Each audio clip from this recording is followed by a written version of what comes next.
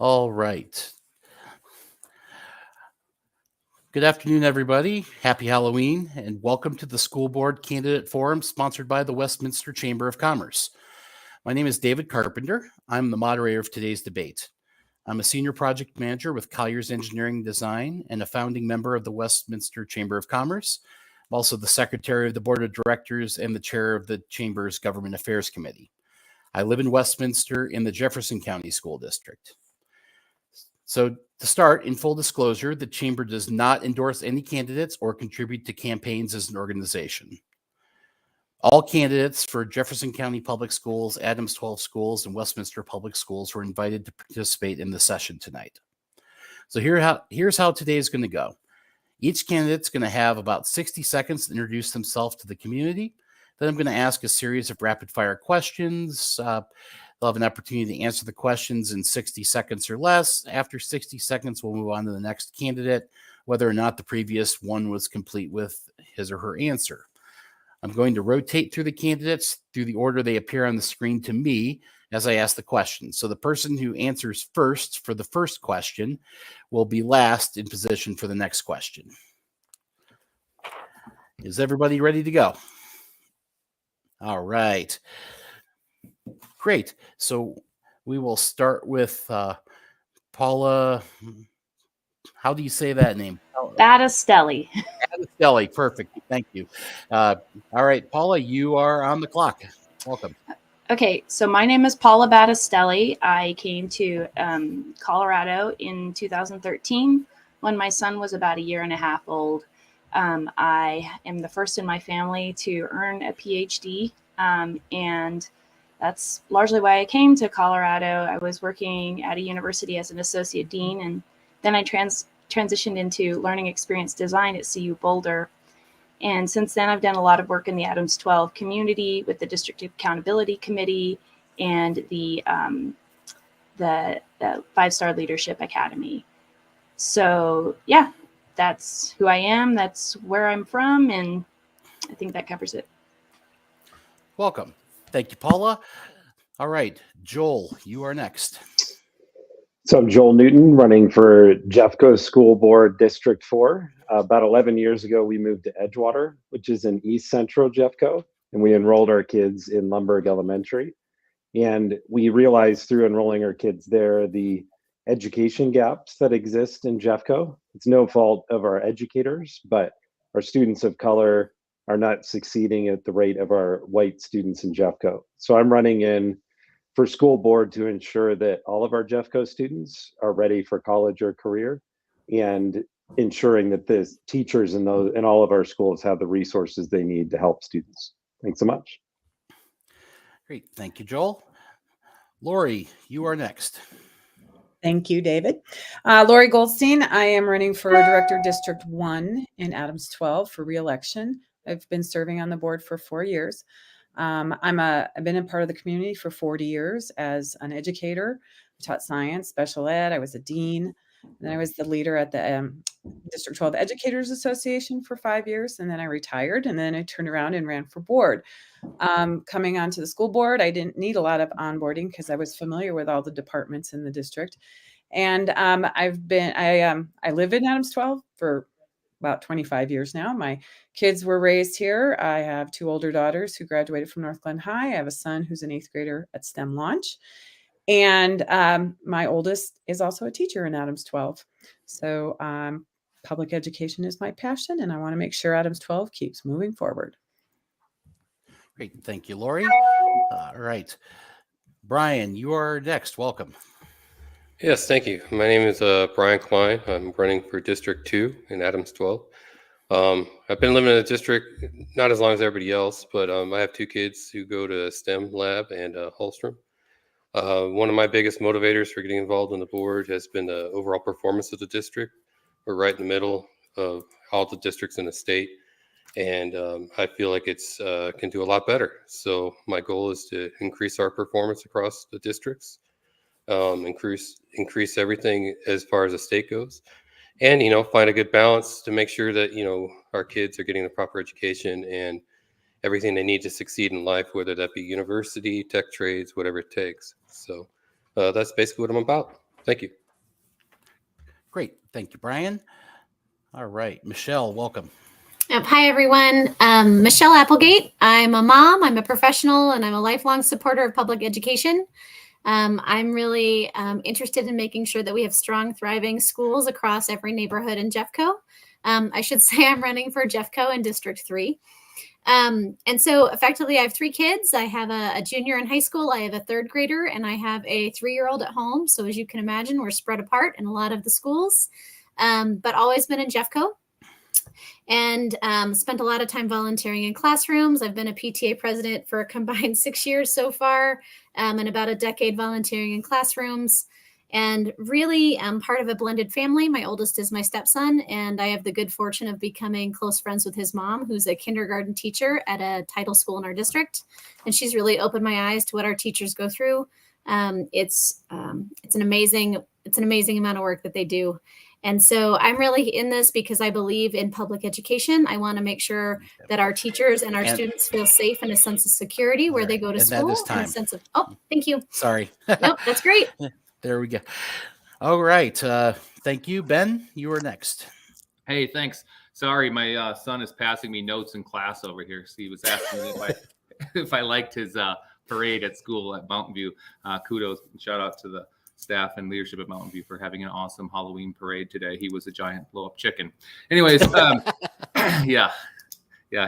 So we got to get through this so we can get that out and get some candy. Hey, everyone. My name is Ben Helgeson. My students used to call me Mr. H. I'm running for Adams 12 School Board. My wife, Megan, and I live in Broomfield with our son who does attend school in Adams 12. As a veteran teacher of 19 years and also as a parent, I do have a deep appreciation and understanding of the trust placed in the school system to keep our kids safe and to educate them. Having successfully taught well over 500 unique individual learners myself, I have a wealth of classroom experience to draw upon when casting votes or helping to shape decisions that'll guide the direction of Adams 12. I'm not a politician. I'm a teacher at heart and a dad who wants the best possible public school system for our son and every child. And there we are. Thank you. Okay. And how does this? All right. There we go. Apologize for that. And Aaron, last but not least. Hi, everybody. I'm keeping my camera off. Can you hear me okay? I can hear you. Okay, great. I'll be driving back to my house after I'm done introducing myself. My name's Erin Kenworthy. I'm running against Joel in District 4 for Jefferson County School Board. I am a mom and currently picking my kids up from school and momming and campaigning all at the same time. It's real life, you know. I'm running because I'm a former educator. I still continue to educate, but I'm no longer in public schools. I work with families, with infants all the way through high schoolers downtown at a Unitarian Universalist congregation. I've been on the District Accountability Committee in Jeffco for 2 years, and before that on our School Accountability Committee. I'm really interested in how Jeffco operates and making sure that we're providing equitable education for all students across the entire county. And I'm running as a part of a slate with Michelle Applegate. We are supported by the Teachers Union along with other electeds in Jefferson County. And I think that we are prepared and ready to do the work. Looking forward to these last 7 days. And thanks for having us tonight. Great. Thank you. All right. So that went pretty well. So we're going to start with questions here. So question number 1. So the COVID-19 pandemic and the response to it led to some unprecedented learning gaps. What can the district do to address this issue and ensure students don't graduate missing important skills and content? And we will start with Joel. So during the pandemic, the organization that I lead, Edgewater Collective, we were actually involved in after-school programs in parks to help students in our area get the learning help that they needed, especially math. And we've done summer programs as well. So I am well experienced in the learning gap students had before COVID and now after the pandemic. And I think the district is really looking at providing the right supports for those students. We really need to listen to our educators in those schools with students that are experiencing more gaps to see how we can best help students get the learning help they need and be ready for college or career. Thank you, Joel. Lori. Thank you. So we have a very extensive multi-tiered support system structures in place, and our teachers identify where the gaps are, and then they target what they need to do to get the kids back on track. We did get a lot of ESSER funds and COVID relief funds for the last couple of years that we've been using. The first year, what we did with it actually was melding to tutoring kids with play. So they'd spend a little bit of time learning about something, like say science of water slide, and then they were at Water World, things like that, because they also did miss out on a lot of playtime. But like I said before, identifying the gaps for individuals and seeing what we have to do to intervene with them is key to closing those gaps. Thank you, Lori. Brian. Yeah, I mean, it's pretty clear there are gaps that we need to address and recognize and identify. Along with that now's the perfect time to focus on just sticking to the core curriculum, the math, reading, science, and language arts, things like that, and sort of focus down on those objective criteria and get focused up on that so that the kids will get that strong toolbox they need to succeed. Along with the, learning where the gaps are and whatnot, we also need to learn from the past and not make the same mistakes. So a lot of the hyperbole going around COVID bled into the schools and caused some of the unnecessary steps that I think we took. So there's definitely learning to be done on both sides. And I look forward to helping find those gaps and learning from those mistakes. Thank you, Brian. Michelle. Yeah. So the pandemic was hard for everyone. And I really think we need to look at the data, but also hear from our communities to understand where we're at and where those gaps are, and recognize that those gaps may not be equal across the district. We have a lot of different neighborhoods and a lot of different schools that might need different resources. And so hearing from our communities, hearing from our educators, looking at the data to really see where the gaps are and what we can do to address them. And then I also think we need to consider what mental health supports are needed, not only for our students in our schools, but also for the teachers who are dealing in a post-pandemic world that looks a lot different than it did a few years ago. Great. Thank you, Michelle. Ben. Yeah, I think starting with making a very clear distinction that it wasn't a virus, it was response to the virus that ended up causing damage that we're now dealing with. It's very clear because, like Brian did mention, I agree with him on that, learning from past mistakes. I think starting with an apology. If I would have been on the board, the first thing I would have done is to tell parents and kids, I'm really sorry. We made some major mistakes. And those of you who most needed us were the ones that were the most let down. And by honoring that, we can rebuild the spirit of trust and be on the same page, and then have an all hands on deck attitude with a sense of absolute urgency. Yes, targeted intervention. Some schools might need more staff because there are populations of students in certain schools whose needs were especially not met by remote learning, school closures, mass quarantines, mask mandates. For example, a language learner cannot learn their sounds if there has a mask covering their face. So saying sorry, first of all. All right. Yep. And Erin says she cannot answer that question because she is driving. And I just lost the chat where she put what her answer would have been. There it is. I'll not be able to answer this question other than collaborating with teachers and district staff. All right. There we go. So we'll move on to the next question. And this one's going to start with Lori. So standardized testing is useful. Do I get to answer? Oh, I'm so sorry, Paula. I see. You guys have to keep me on track. That's okay. So it was nice to be the last person to answer the question this time around instead of the first. I feel more prepared. So the learning gaps is an interesting. First of all, we have to take a look, as we've said, at the data. And it's important to note that a lot of parents opted their kids out of standardized testing during the COVID-19 pandemic. And they continue to opt their kids out. What this suggests is not that the learning gaps don't exist, but that the reliability of that data, we can call it into question. As far as how to address those learning gaps, I would say that it comes down to speaking with teachers and about what they're facing. From what I understand, teachers are having a humongous uptick in behavioral issues, and they can't teach kids who aren't ready to listen. So the number one thing that kids need right now are the social and emotional learning skills that help them learn how to regulate their bodies and regulate their minds to be prepared to receive the lessons that teachers would like to provide to them. As far as how Adams 12 handled the COVID-19 pandemic, looking back, hindsight 2020, we could say a lot of things that they could have done better. I know my son did well in the digital environment, largely because he has autism, and he was quite happy being at home in the protective cocoon of his family. But looking back, I do know that Adams 12 received rewards for their learning lab approach to COVID-19, and they were one of the first schools to implement that. Okay. And time. All right. All right. So everyone answered that question. All right. So now we move on to the next question, and Lori. So standardized testing is a useful data point to monitor year-over-year performance results, although over the past few years, the CMAS test and others have significantly changed. And as mentioned, people have opted out.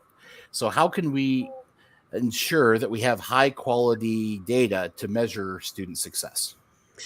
So first of all, we need to have an assessment that is unbiased. There's a lot of cultural bias in CMAS. We also need to have, sorry, my husband's lowering the garage door. We also need to have immediate results to the test. They need to be relevant to the student.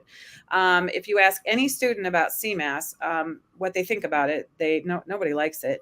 And they don't even know how they did for like 3 or 4 months. So we need to find an assessment that is actually valuable to the student, to their parents, and to the school altogether. So one test that I think does pretty well, but I think needs some tweaking, is MAPS testing. I know my children and my son likes to do it. He takes it as a challenge and tries to do better every time he takes it. And so that's good. So you get a true picture of how he really does his math and how he does his language arts. So that's some of the things that we need to work on. Yeah, right at the bell. Perfect. All right, Brian. Yeah, so standardized testing, I mean, I've yet to meet anybody who actually enjoys it. So it's something worldwide unliked. But one thing I've noticed amongst recent conversations with board members, there was a lot of dialogue around normalization of standardized test scores, which gave me a lot of pause, because that means we're modifying the data to fit a narrative. And I'm not a big fan of that. So I'd like to see the CMAS testing, we do more, look into it more. There's mentions of bias and whatnot. We can identify that, identify where the kids are failing at it, and look at those weak points and strengthen them. If we focus on our objective learning paths, we can complement the kids so that when they do take the test, they'll perform well. It's not a difficult task. It just takes due diligence and getting it done. And that's, what I'd like to do. And I think, regardless of where we're at in the district, I know we can improve it, and we need to have some sort of measuring tool. And I think CMAS can do that. And time. Thank you. Michelle? Yep, I think, it's important to distinguish between looking at measuring a system and a curriculum and measuring independent student growth and independent student success. And so being able to say, there's different tools, CMAS, MAP testing, measure different things. And so I think it's really important that the testing we are doing can be immediately usable by teachers, can actually impact students, can give teachers tools, and is really done in a way that considers the unique situation at every school. It might be, sometimes those test scores are used to maybe unfairly target a school without understanding the population and some of the needs of those schools. And so, testing, I don't disagree with the idea of measuring. I think that's important, but I think we should focus on ways to do it where it can be impactful and actually help with student growth. Thank you, Michelle. All right, Ben. So as for CMAS, PARC, TCAP, and all the other iterations that we all learn as acronyms, education's obsessed with them. Anyways, I I can tell you that the guy with experience is not at the mercy of the person with an opinion. All of my 19 years, I administered those assessments and crushed them. I served a student population that people would call diverse and use all of the other terminology. And what I did was I helped kids learn, so much so that by the time that test came, it was beneath them and they saw it for what it was. And so excellent teachers do that. And it isn't easy, but having kids well prepared makes that test just one of many measures of academic success and growth. That's the second part of that question, is how do we use them? Well, that's just one snapshot of a child on a given day and collectively a school. There's lots of other measures: attendance, satisfaction surveys, long-term attendance, those kinds of things to look at effectiveness of the school overall. Yep. Time. Yeah. Thank you. Aaron. Hi, everybody. I'm home, different setting, and I have internet, so that's great. I am just going to say that test scores and using that as the major measure of achievement, I think, fails our students and their humanity as human beings. I think that a lot of our tests are flawed, culturally, contextually. And so, like I said, they're one measure. Most assessments should be used by teachers in the classroom to redirect the instruction that they're using with their unique and diverse learners. And so while data points are part of what we look at, I don't think that they're the whole story. And I certainly don't think our students are data points. That's my answer. All right. Thank you, Aaron. Paula. So I think that recently the Colorado Parent Teachers Association a few years back came out with a report basically saying that parents in Colorado were tired of the amount of testing that their children receive. And I can certainly agree with that. The point shouldn't be to focus on the tests and taking the tests at the end of a school year. The focus should be on learning. The other perennial question that comes up in education circles, and I work with the Faculty of Education at CU Boulder, is what does a standardized test actually measure? A standardized test measures what kids can remember. It doesn't actually measure what they can do with what they remember. That's another problem with standardized testing. Now, do we need some sort of measure to ensure that our students are making progress and achieving growth? Absolutely. The other problem with standardized testing, and Lori and Michelle both mentioned this, is that standardized testing, the way it's used, is very problematic. When we take a look at some schools that come out looking bad because of standardized testing, we also sorry. You're good. No apologizing. It's fine. Okay, Joel. So this will seem like I'm echoing a lot of folks, but I think the key goal with any kind of measures with students is trying to figure out what is helping students grow academically. And I think in Jeffco, the closest measure we have of that is the MAP assessments that students take beginning of the year, middle of the year, end of the year, because educators can see the results of that right away. And parents can learn pretty quickly in fall parent-teacher conferences where their students are at. So I think we need to do a better job of using data to show what's working well, scale that up, instead of using it as a hammer to beat down educators that are already worn out, burn out. But we really need to focus on how are students growing and how can we really scale that up so they can be ready for college or career. Great. Thank you, Joel. All right. Everybody answered that question. All right. So the next question, we will start with Brian. And so teaching is a high calling. And in recent years, we've seen record numbers of teaching professionals leave the field. What can be done at a district level to attract and retain quality teachers? Okay. I think I've talked to a few teachers during my canvassing. They mentioned a few different issues. Some of it stemmed around discipline, not feeling like they had the ability to provide adequate discipline to unruly kids, things like that. Some of it was frustration over the parents and their engagement with the schools and developing their child and helping them learn and stuff. Obviously, salary is always going to be something that comes into play. We all know that. And I think another aspect is the amount of stress caused by having to wear so many hats when they're educating, especially around the social emotional learning and stuff. You got a lot of other aspects to the teaching dynamic that you got to look at. I think we can help relieve that stress and other things by focusing just on the core basics, giving the kids the basic foundation and letting them evolve on their own and develop their educational skills with us, helping them along the way versus trying to delve into all these other subjective type of topics and whatnot. Just stick to the objective side. Thank you. Time. Yep. Thank you. Michelle. I think this is a great question and something that I care a lot about. I think first it's treating educators like the professionals that they are. And that does include, I think you might hear some repetitiveness on this one. It does include compensation. It does include benefits. It's ensuring we're competitive with our neighboring districts. But I think it's also making sure they have things like planning time, making sure they have supports, making sure if they need paras, if they need ESL, if they need mental health resources, understanding the needs of the schools. And then what kind of programming are we supporting them with, and how are we funding it as a district? And so I think it's not just one thing, it's probably many things. But key to that is actually hearing from our educators and seeking to understand where they feel they're missing in order to be competitive. It's also thinking about how we're posting jobs. Where are we posting jobs? Are we partnering with teaching colleges? So a lot there, but this is a really important item. Great. Thank you. All right. And sorry, there we go. Ben.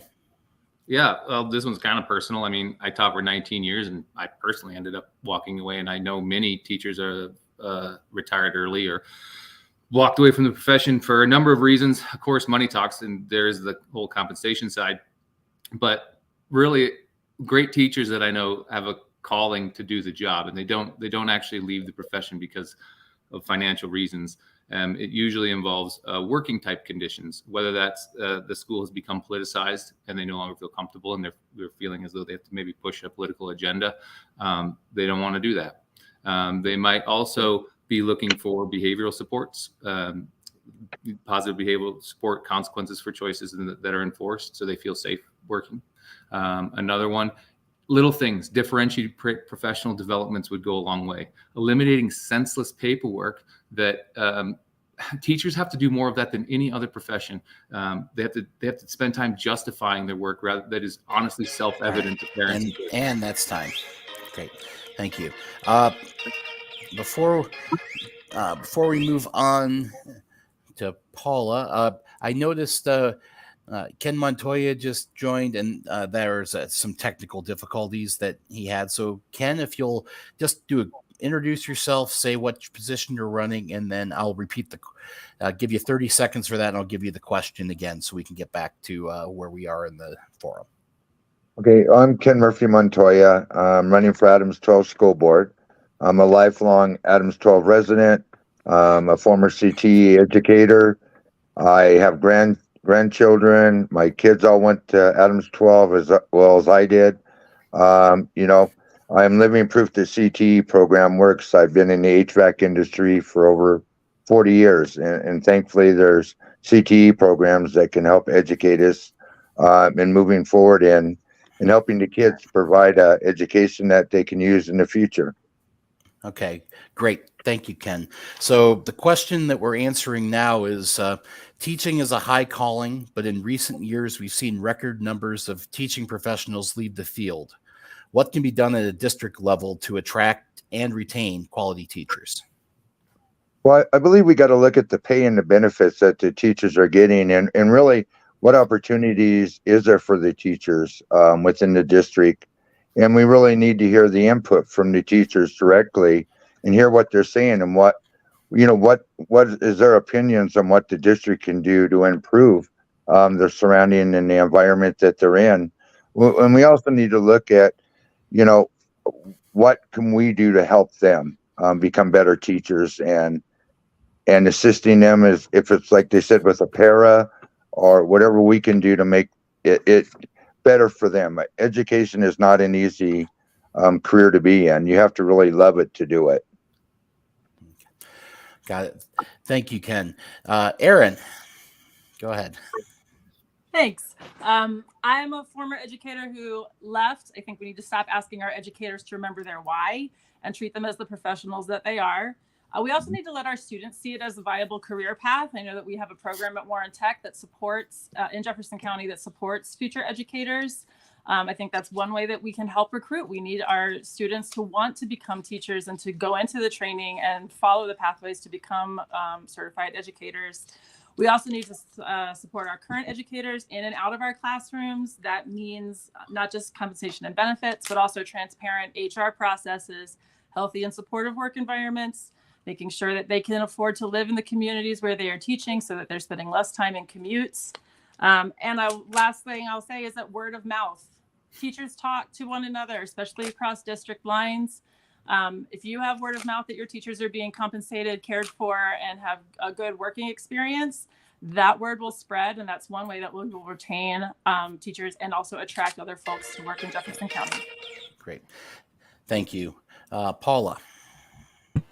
In Adams 12, I do think that salary was one of the big issues that was daunting for a lot of teachers, because when we compared the starting salary, which I believe was around $48,000 a year ago, to what was being offered by BBSD and other school districts like Jeffco, we were not competitive, but they recently made great strides to bring that up to $58,000. So now we very much are competitive for our new teachers. That said, Michelle and Aaron, and they've pointed out a couple of really great points. We need to respect teachers as the professionals that they are by listening to them and listening to their experiences and responding to those experiences, because they know what's working and they know what's not working. And in recent years, it seems like teachers have faced a bit of a backlash and a lot of outside pressure that, speaking with the teachers I do at CU Boulder, has been pretty problematic.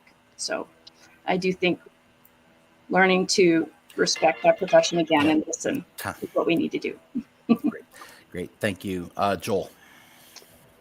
So without echoing a lot of the great ideas already said, I'll kind of focus on one. And I think one of the ways that we can show teachers we respect them as experts in their field is flipping the leadership of what happens in the classroom. A lot of what's done in districts is people in the top leadership pushing down decisions to the classroom. And I think our educators that serve with students, see what's going on, have a lot of great ideas. And so I think there needs to be some work done at each one of our schools in ensuring that teachers, the ones closest to students, can come up with ideas for how to improve the school climate, how to help students grow academically, and really give them voice and choice and leadership in what happens in their building. And I think that can go a long way to them feeling respected as professionals. Great. Thank you, Joel. Lori, please. So there's been a lot of great ideas thrown out there. So what I can add to it is teachers take a culture and climate survey every year, and principals and administrators need to pay really close attention to each individual school's results of those surveys. Another thing is that what we've done a lot of conversation around in Adams 12 is attracting and retaining or growing our own. And we are starting a P-Teach program where students in high school can go through, and by the time they're finished, they can have a good year of university credit under their belt, which would also help them go into the profession, because college is expensive, and teachers going to college and having loans. I know teachers who 20 years down the road are still paying off their student loans. So we need to make sure that getting them into the profession isn't going to make them in debt for the rest of their lives. Also, we do a lot. And that's time. Sorry. All right. Great. And all right. So the next question is going to start with Michelle. And so many teacher unions across the state and nation have advocated for more planning time and less classroom and instructional time. Do you feel teachers are spending too much time in the classroom? Why or why not? This is an interesting question, and actually, Dave, one that I haven't gotten yet in all these forums. So well done. I don't think it's an either or. I don't think that's a binary question. I certainly think teachers deserve and should have more planning time. I have a teacher in my family. We've spent a lot of time out in the field talking to different teachers at different levels, and the planning time is different at high school, middle school, or elementary school, and we need to respect that those are different setups and different schedules. I also think that I'm a huge supporter of kids having classroom time and having instructional time. And so that might be something we need to take to the state level to really look at and discuss as to what our overall instructional time is. I'm an engineer by degree, so for me, it's all about the data. What are we seeing? What do we believe is the right amount of instructional time? And what do the test scores and other informational points tell us? But I don't think it's either or. I hope that it can be a both. Great. Thank you, Michelle. Ben. Yeah, kudos to you, Michelle. I wrote down it's not an either or an or. It shouldn't be seen that way. It should be seen as a both and an and. I know from a fact that teachers, I can tell you one thing, they do not like attending professional developments that they have attended for 17 years in a row, and they are more times than not proven absolute proficiency on those professional developments. That is time that could be given back to them to plan instruction for their students. It's one small thing, but it's the kind of small thing that really does matter. Meetings that could be handled via email give teachers back their time. Another little thing that I had the experience to do is having two teachers in one classroom. This accomplishes a couple things. One, you immediately reduce class size without having to change the shape of the building. Secondly, you now have another teacher in there. So when there is a behavioral problem or a very significant need with one individual child, one of the adults can handle that. The other one can continue to teach. When you need a bathroom break or you need to make a copy, it's crazy, but it would work. Great. Thank you. Erin. So I'm going to say, as a former union member myself, in a classroom, public school classroom, we had to do a work to rule action in order to have changes made to our contract.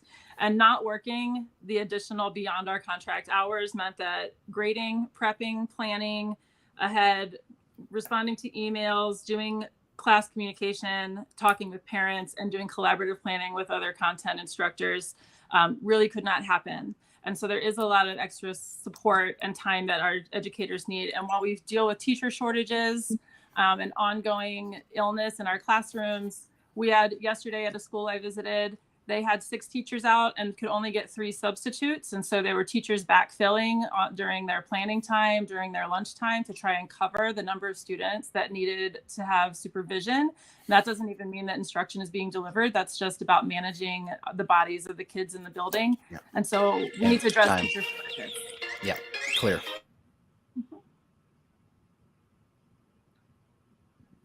I'm muted. Ken, you're next. I really am, again, I guess it's an either or, but I really like to see the kids where they can get as much classroom time as they can. And I really believe as a board and as a district, we need to look at what time is being given in the classroom. Does there need to be more assistance to help the teacher be able to have more time to do lesson planning? And I really believe it's within the district that we should be able to handle that. And again, that's going back to listening to what the teachers are saying and listening to where they're at each and every day, and with the administration and hearing what they're saying to us so we can allocate the time given where they can do the proper lesson planning. Thank you, Ken. We will move to Paula. Everyone's already mentioned some wonderful ideas. Having more para-educators in the classroom, I think, could provide great assistance for teachers just as a starting point. Obviously, teachers do need time to plan. Teaching is not something that you just kind of start doing. It's a profession. They need time to sit and think about it and take a look at the data and respond to the data, especially if we want to keep telling teachers they need to be more data oriented, right? So yeah, we need new structures and we need to listen to teachers. What this all comes down to though is how are we going to pay for it? And do I think we should pay more effectively for our public schools? Absolutely. But it's making that case for the general public where we run into roadblocks. So. Thank you, Paula. And Joel. Yeah, in our area schools in 2015, they set up a different structure for Thursday mornings where teachers would have an hour and a half to collaboratively plan with their teammates. And it was a late start. And teachers loved it because they had time to learn and plan with each other in grade level teams or subject area teams. And it really made a difference for them. It gave them the time to do that. And so I think we need to look at creative options like that so teachers can have that time. And like others have mentioned, staffing is a huge part. Whenever we come to our after school program and the teacher leading the program has not had time to go to the bathroom because she can't leave her classroom, that's just wrong from a professional standpoint. And so we need to creatively look at how do teachers on a very basic level even just get to leave the classroom if they have to go to the bathroom, and creative staffing and strategic staffing can help that be better for them. Good. And Lori. So we've done a lot of work in this space in Adams 12. I served on negotiations as a teacher, and I've been as a board member too, and planning time always comes up.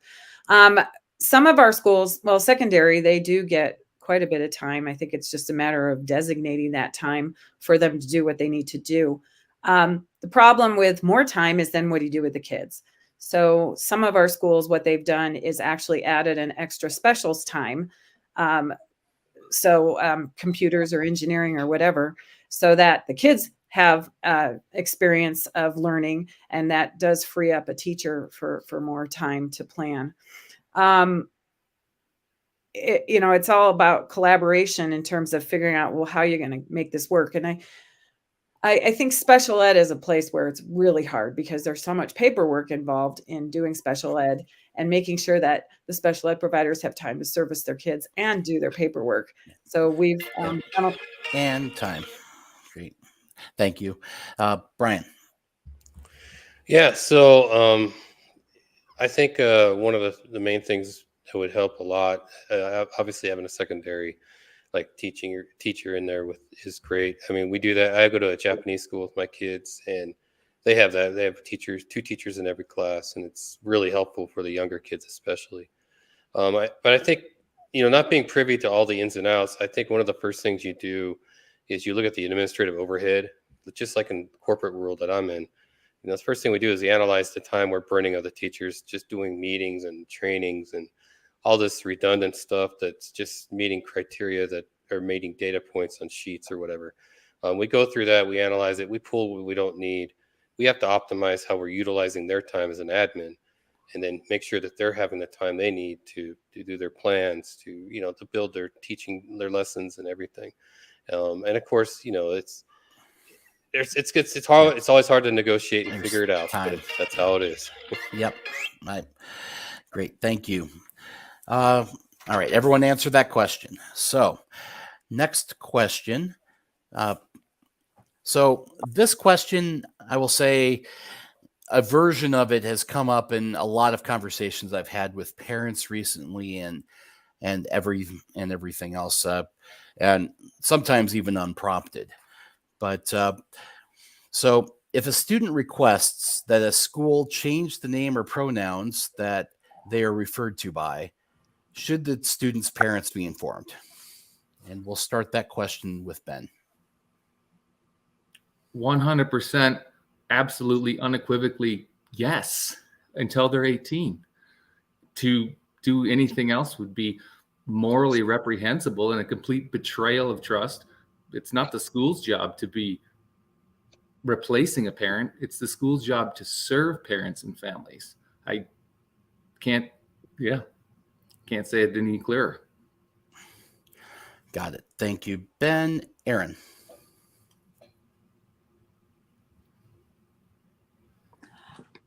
I think that's a conversation that needs to be had with the student. If they feel they're going to be unsafe being their authentic self at home, then there needs to be additional support for that student. And our high school students are being young adults. They're moving in that direction. People know their identities best themselves.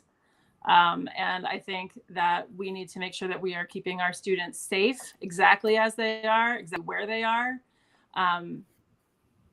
I'm not for obfuscating truth. I'm for Make Truth is out there, but also that our children are safe. Thank you, Aaron. Ken. I'm going to say yes. I believe that, we need the support of the parents first and foremost going through the education process for their kids. And I think they should be informed of what's going on with their children. But also, and I agree with keeping them safe. This is important. Great. Thank you, Ken. And Paula? I think that Erin made a great point when she mentioned that some kids may feel unsafe at home if they disclose their identity. And that's something that teachers should certainly take into account. But I do believe that Adams 12 already has a policy for addressing situations like this that involve keeping parents aware of what's happening in the classroom. My question would be, are there schools that aren't doing this? Because I'm pretty sure that Adams 12, they had a long, in-depth conversation about this about a year ago. They put a policy in place. So far, that policy seems to be working fairly well. Now, do parents need to be involved and aware of what's going on with their children in schools? Absolutely. And what I would encourage parents to do is talk to your teachers each week. My son has a learning specialist who texts me 2 or 3 times a week to let me know how my child's doing. And it's available. Great. Thank you. And Joel. So in Jeffco, this is one of those big hot button issues that makes the news, and it's incredibly complex and personal to each situation. And I think there needs to be real work done with families, educators in the district to improve our policies if they need to be improved.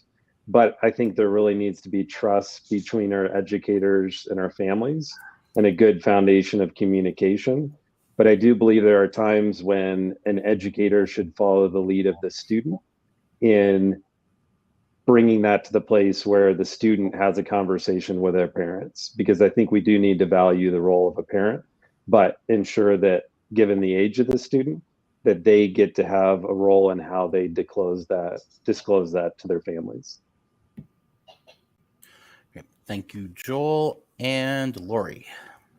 So parents, as a parent, I want to understand and know where my child is emotionally. And as an educator, if I have a child who is questioning their gender and is afraid to go to their parents, there's people in the school that can help guide them to help them get to a point where they can do that. But as Aaron said, I think we need to make sure our children are safe. The highest suicide rates among our kids are with kids that are transgender and that are gay.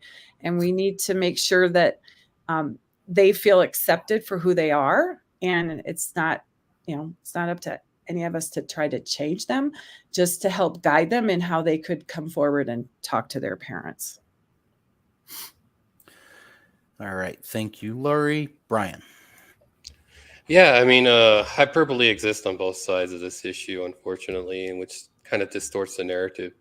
The bottom line is, when you're in the activity of keeping things from parents, even if you feel it's a justified cause, that just destroys trust. And that's what this whole thing is speaking towards. It may not be happening in Adams 12 at all, but the distrust is already out there. And how do you combat that? You have to have a very open and honest dialogue with the parents. And if there is this hyperbolic concern about, with the child not wanting to disclose that to their parents, they feel unsafe. Well, that's something you can work through with the parents, the child, and the counselors and everything together in unison. Doing things in a vacuum always leads to bad decisions and bad choices. It's been my experience. And I feel like you have to be open and honest on all levels. And that's just the bottom line for me. Great.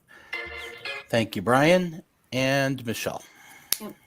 So Jeffco does have a policy on pronouns. It's relatively new in the district. And I agree with a lot of what's been said. I do think it somewhat is dependent on the age and what we're talking about an elementary schooler versus a high schooler. But I certainly agree. I think the right answer is finding supports for their students who may not feel comfortable talking to their parents and help to guide a discussion with their parents, because certainly the relationships between the parents and the students are important.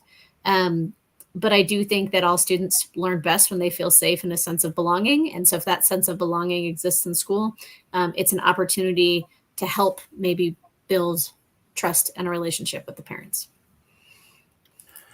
Great. Thank you. All right. Everyone answered that one. We are moving on to the next question. So this one will start with Aaron.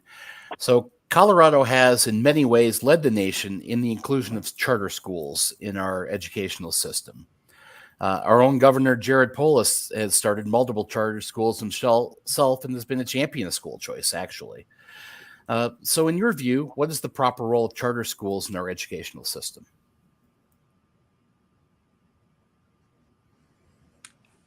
Charter schools are a tool in our toolbox in Jefferson County with the school closures, especially with the K-8 that's in a mountain community. They've solicited charter applications to maintain that learning community so that there's something proximate to those families where they live.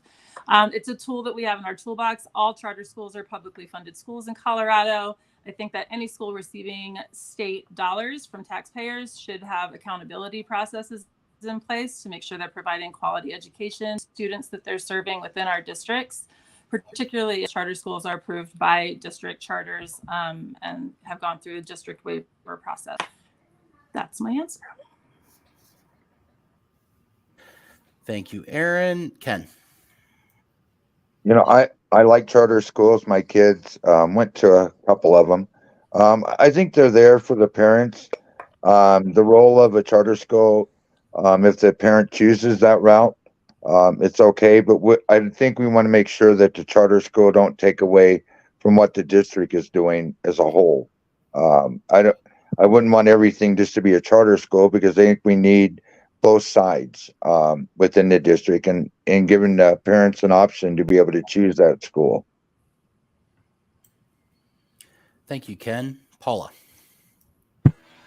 We have two, Stargate, Westgate, and I think the other one is, I can't remember the name of the third charter school. And then there's a fourth one that's for New America. And all of them were adopted because they serve a specific need for the district that the district otherwise wasn't filling at the time. For that reason, I support those charter schools. They were filling a need that the district couldn't fill otherwise.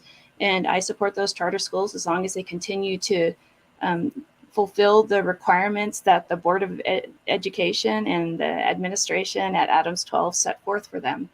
And I also support them because it's good differentiation. Some kids need different environments. Some kids need a smaller all the grade levels in one school, and some kids need the larger high school experience. I do think public dollars deserve public oversight, but charter schools have good oversight in Adams 12. Okay. So. Great. Thank you. Joel. So one of our forums was with our Jeffco Charter School Consortium. And one thing we heard loud and clear there is that our charter school families, students, educators don't really feel part of the family of Jeffco schools. And so we need to improve that. We also need to look at choice in Jeffco and charter schools. The interesting thing is most of our charter schools are in our white suburban areas.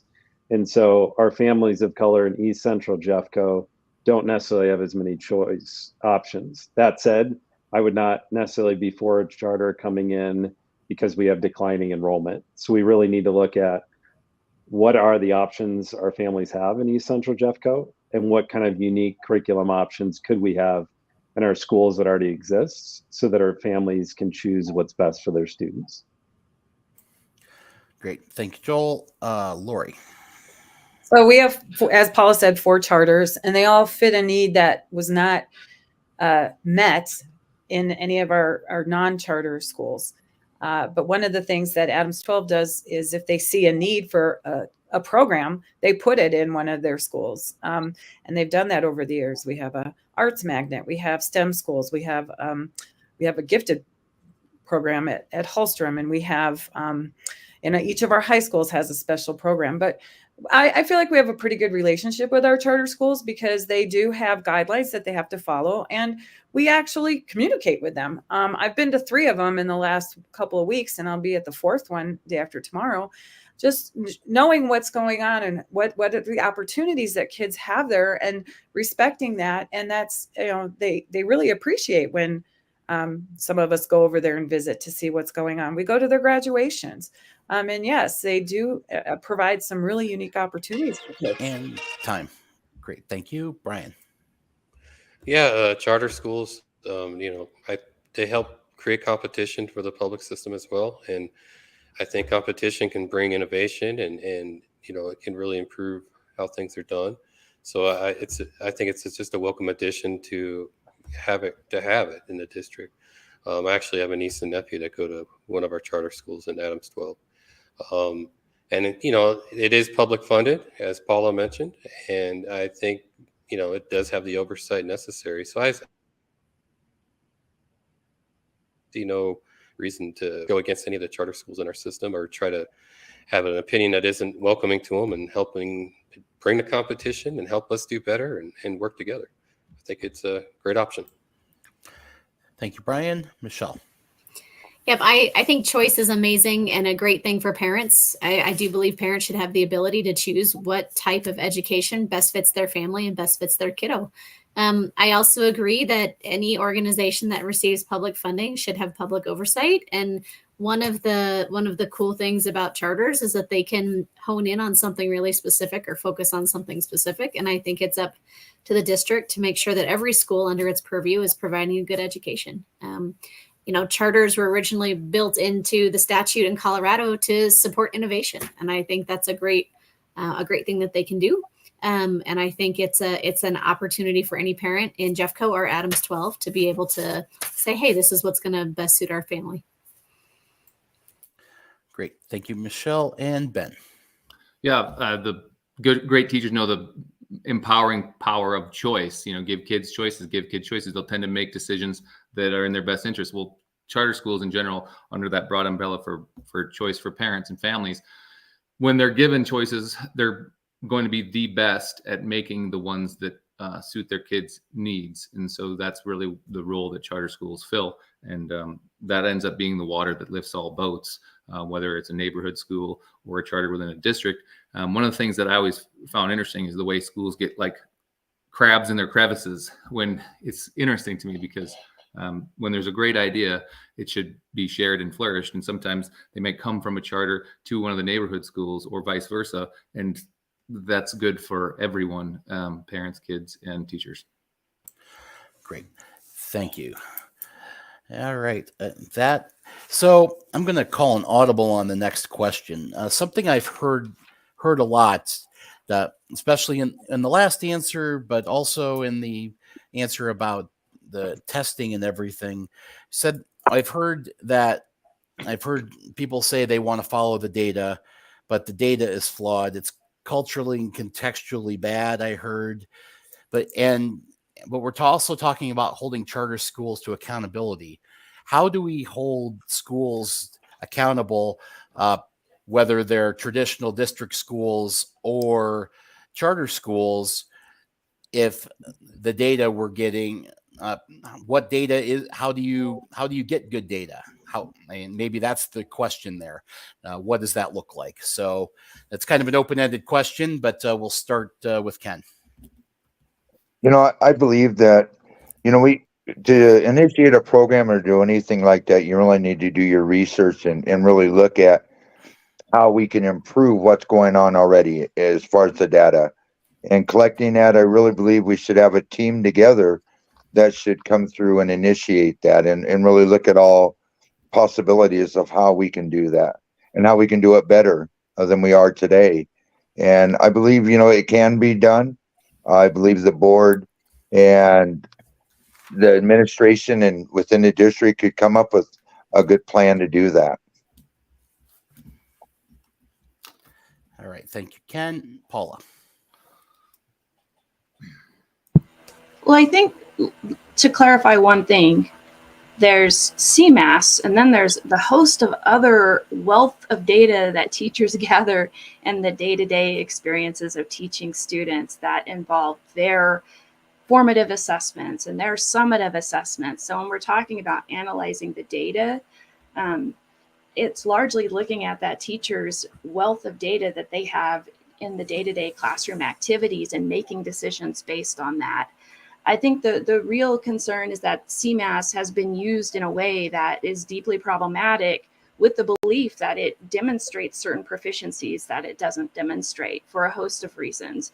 Lori mentioned the cultural reason, but there's also the special education population. My son is one of them. He's on the spectrum. He has ADHD.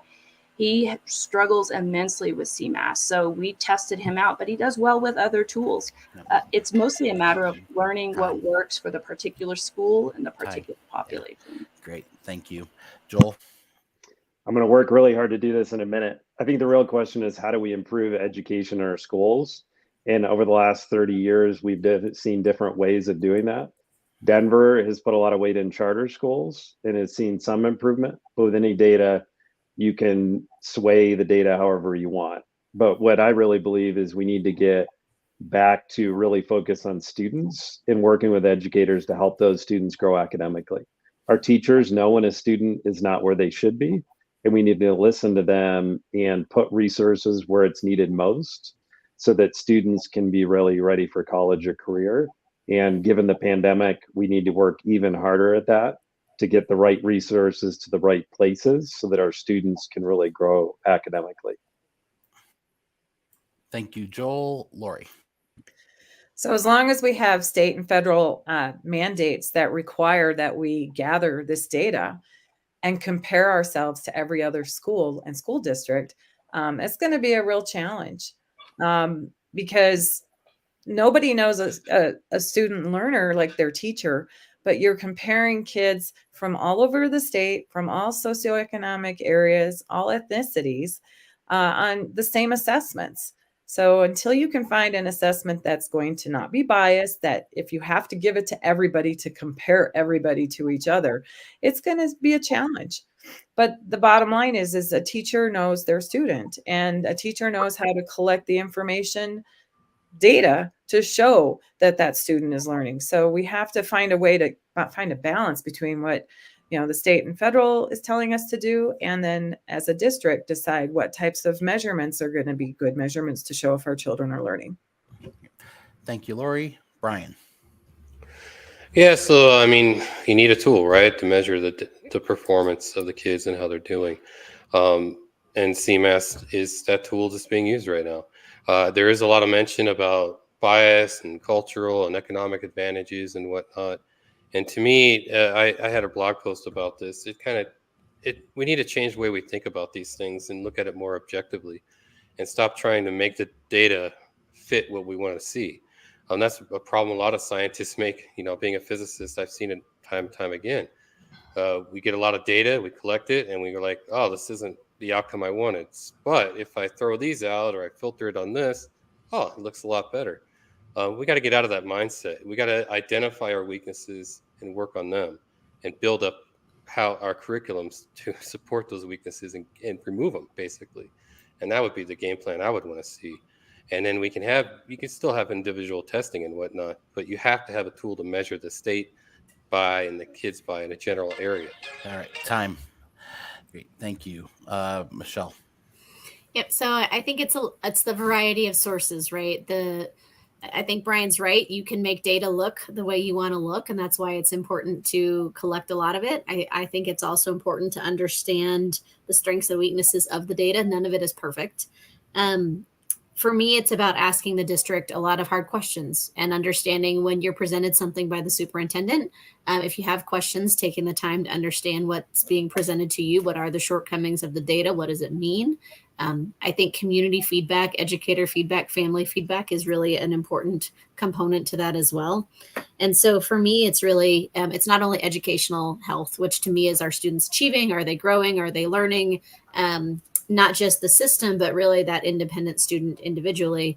But then it's also the financial health of the district.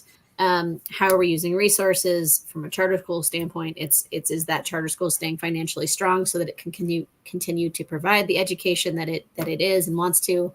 And so I think it's And variety of sources, eyes wide open, Time. understanding ramifications, and taking action from there. got it. Thank you, Michelle. Ben. Yeah, your question kind of goes on assessment. You can look at either, as a teacher, you're talking about formative, summative assessment of learning or for. I think your question is about accountability for the system primarily. And the trick there is using multiple measures. Again, like I said, getting rid of excuses is a great first step, because I served an extremely high needs population, and year in and year out, we crushed it. We were well above the state average and at or near the top of the district where I served. So it is possible. All kids can achieve, both in terms of growth and achievement on those tests. That said, other measures do exist both in district assessments, but you also can look at things like attendance over time. If a kid enters school in kindergarten, do they stay there all the way through 5th grade? That's its own satisfaction survey and its own measure of success. That doesn't show up. You don't hear that when talked about. Attendance rates in general, graduation rates, parent satisfaction surveys, student satisfaction surveys. There's lots of ways to take a big global picture through lots of small, teachers call them dipsticks, where you take one little check. Yeah. Yep. Thank you. And Aaron.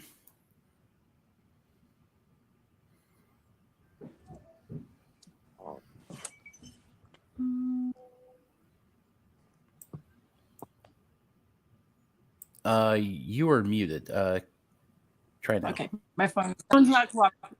All right, My phone's I'm not gonna. cooperating. Got it. Can you hear me now? I can hear you now. Go ahead. Yes. Okay, great. So we, as educators, as a district, goal is to meet our student needs.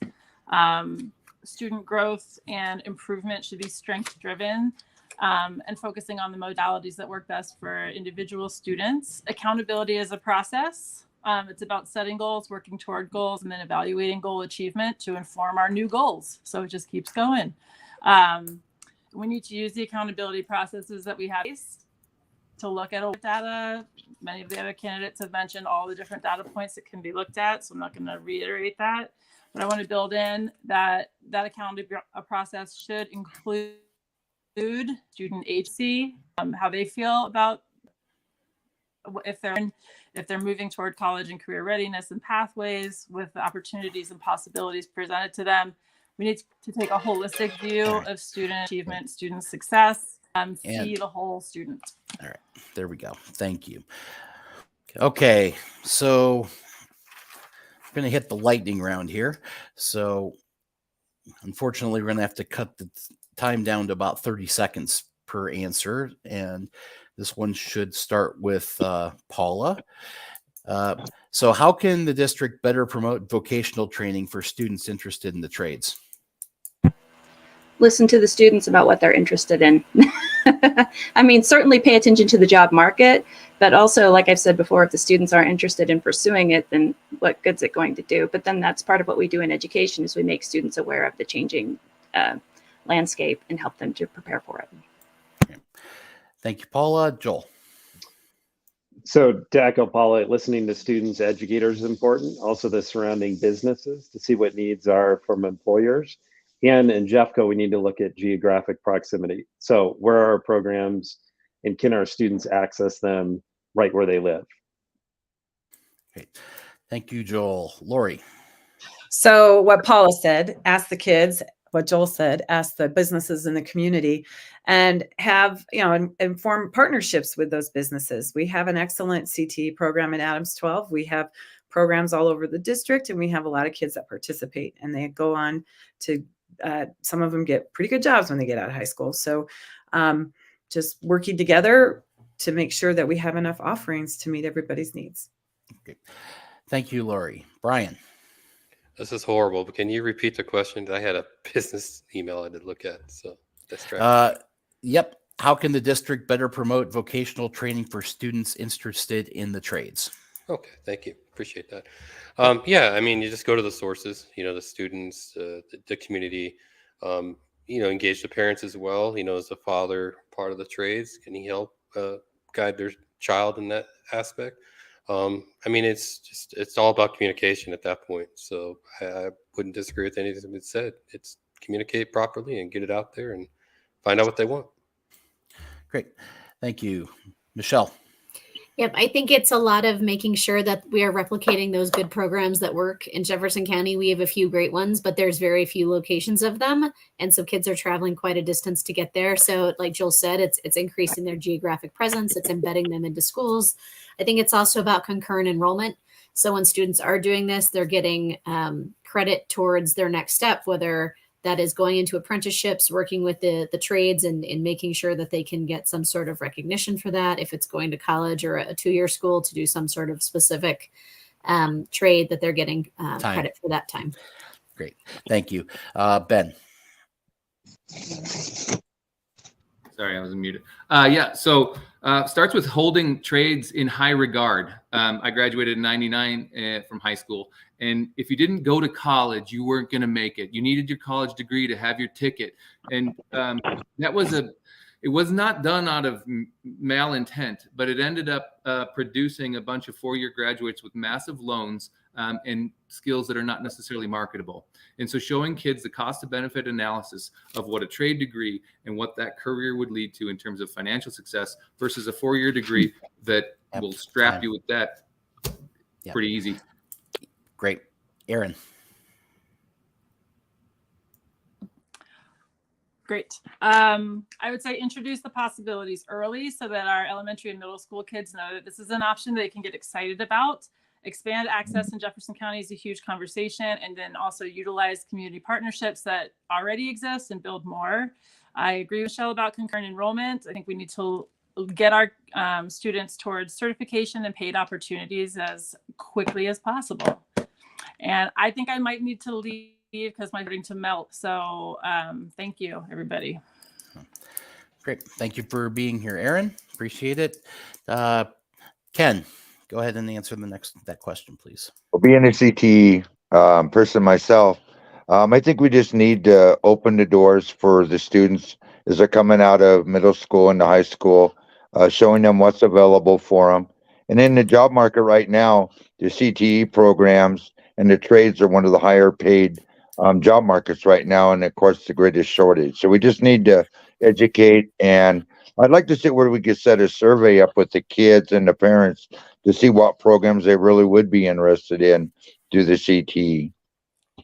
Okay, great. Thank you. All right. And last lightning round question. This is a variation on something I asked in the candidate forum for the Westminster City Council, but who is your educational role model and why? I know for me, it's Mrs. Connectus, my high school math teacher and everything. Although Mrs. Colino is still my high school English teacher, always in my ear there as well. But Joel, why don't we start with you? Who's your educational role model and why? 30 seconds. So mine is my law teacher at Arapahoe High School where I went. In that class, it was very based in the reality of what the job was, and we did a mock trial, and we had to be on the defense. And it showed me I did not want to be a lawyer, but it also showed the value of really seeing what a career is like in the real world. Great. Thank you, Joel. Lori. Wow, that's a tough question because I have a lot of them. I think I'm going to let you know that I think that my principal when I was at Westlake Junior High as a science teacher was Peg Claspel. She took me aside and she says, she told me I had potential as a leader, and she kind of pointed me down that road of becoming an educational leader. And I'm forever grateful for her for doing that. And yeah. Great. Thank you, Lori. Brian. Yeah, it'd be Mr. Burton Tingle, and he was my high school math teacher. Amazing man. He kind of showed me what it's like to work hard and do well, and the value of discipline and the value of your own due diligence and getting the job done and not giving up. With his guidance, I was able to get into advanced math well before college, and I was doing physics right away, and it just put me on a great path. He was a great man. Thank you, Brian. Michelle. Yeah, for me, it was my AP chemistry teacher who is also my softball coach. a lot of the great characteristics that folks have talked about, someone that just really met me where I was and was encouraging and encouraged me to keep going in science, cared about me as a human, not just the student, all the wonderful things. And I apologize. I have a Wonder Woman and a devil and a video game cartoon character outside this door that are about to explode. So I am also going to take off. Thank you guys so much. I hope you all have a happy Halloween. And I appreciate your time tonight. Happy Halloween. Thank you for being here. All right. I'm up. You're up. All right. Lots. Yeah. Right. I mean, if we're interested in education, we all have a lot of them. I would say Fred Rogers or Mr. Rogers. I could never be like him, but quite honestly, he didn't need to teach SEL as a competency. He modeled emotional competence, and he also inspired kids both through truth and imagination. And I miss actually singing songs with 5-year-olds about the alphabet and inventing them. Just got to me about thinking about things. Great. Thank you, Ben. Ken. It would be my third grade teacher, Miss Taylor at Hillcrest Elementary. She taught me to be honest, to always go after what you want in life. And there's no reason you can't achieve things in this life if you really, really want them, desire them. Great. Thank you, Ken. And Paula. Mrs. Willa Mae Tate. She was my English teacher in Mountain View, Oklahoma. And I loved her because I became an English professor, but when it came to reading, she never restricted me. She told me to follow what I was interested in, and she encouraged me to read ever more difficult books to challenge myself.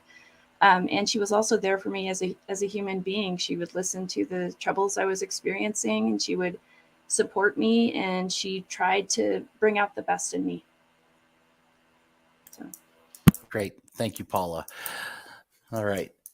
And we started that one with Joel. Perfect. So now we're just going to go ahead and do our 60-second closing statement, elevator pitch. So why you want to run, why you're going, give your website, anything else you want to say to the people. And let's see, Lori, I believe you should go first on this one. Okay, thank you. So I've been a part of Adams 12 for so long. I've seen it do a lot of great things. I've seen it go through some challenges.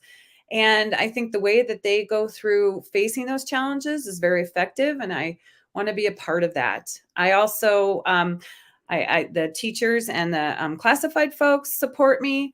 And I also feel that Paula and Alexis Marsh, who couldn't be here because of her children's commitments, think a lot in very similar ways that I do when it comes to public education, keeping public education public and making sure that every child in our district, regardless of what part of the district they live in, has a quality education. So that's why I'm running. Thank you, Lori. Brian.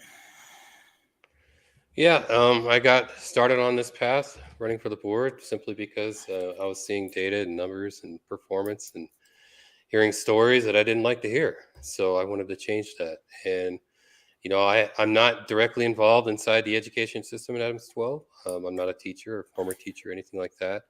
And so it's about perspectives. I bring a new perspective, a new way to look at things. And sometimes that's what you need is a fresh set of eyes instead of, a bunch of like-minded individuals. You need to have dialogue, you need to have conversation. And sometimes in hashing out the best solutions, you need to have confrontation. And, you do that confrontation through dialogue and communication and working together. And that's all things I do. And that's what I want to do for the district. And, and like I said in another forum, if I can't get the performance results that I want and raise things the way I want, I'm not going to run again. So I'll be a one and done if that's the case. I'm willing to make that commitment, no problem. So let's get it done. Thank you, Brian. Ben, you're up. Hey, thanks for putting this together, and everybody listened, and also all the candidates for sharing your ideas.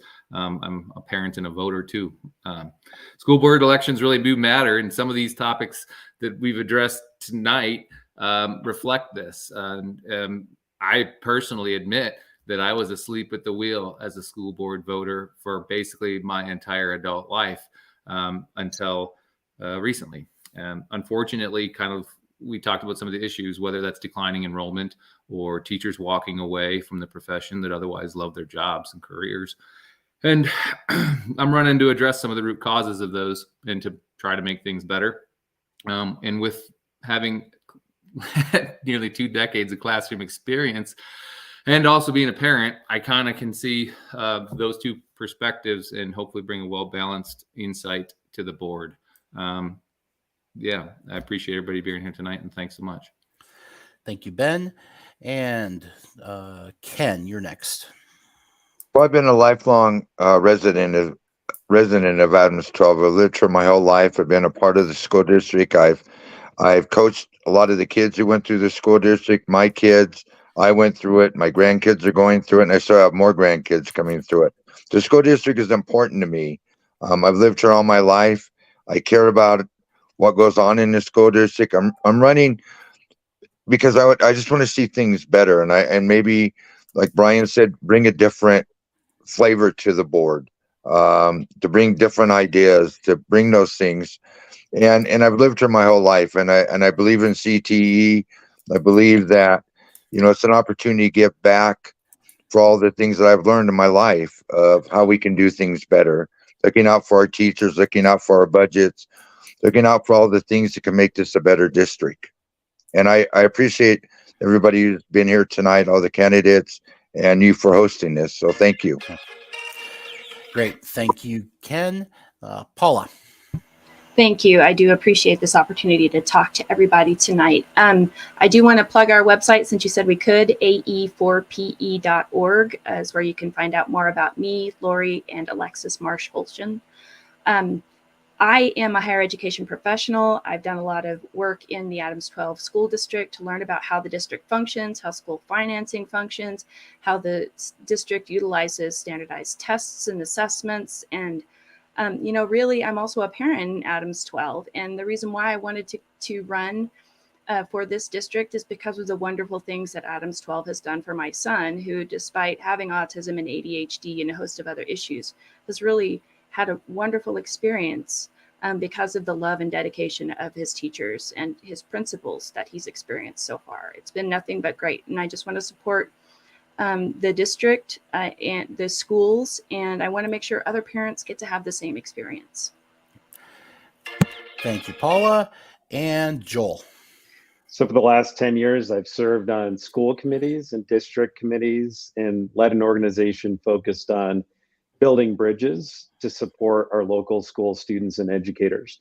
We have big issues facing the district with declining enrollments, declining budgets, and we really need somebody that's experienced building bridges.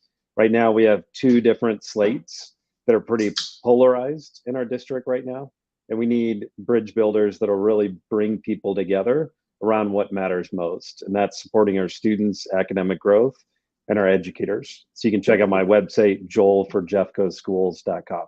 Thank you. Great. Thank you, Joel. And on behalf of the Westminster Chamber of Commerce, thank you all for attending today and for answering the questions. I just want to acknowledge, I know it takes something from your life and your family to run and and all of your responsibilities to campaign. So thank you for that. Thank you for the audience for viewing as well. Just to let everybody know, this forum is available for rewatching on the Westminster Chamber Facebook page and Westminster Chamber YouTube channel. You can access all of these from the website at westminsterchamber.biz. You can also view the Westminster City Council Candidate Forum and the debate on Prop HH through that website link as well. I encourage everybody to turn in their ballots by 7 p.m. on November 7th. And thank you again for attending this forum, and happy Halloween, everybody. Thank you. Happy